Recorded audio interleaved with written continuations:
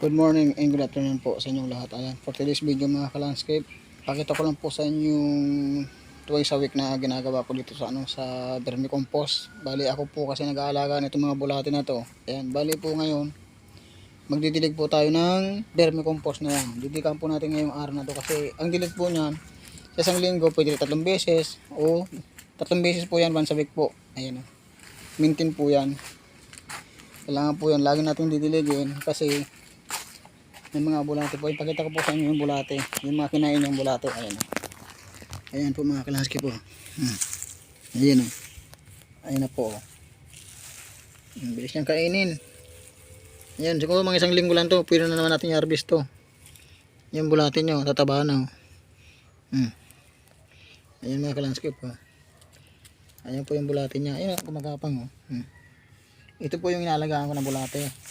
Kailangan po alagaan din natin sa dilig. Ayan, sige po mga ka-landscape, bali magdidilig muna tayo ng alaga nating mga bulate na vermicompost. Ayan, sige po mga ka-landscape, dilig muna tayo.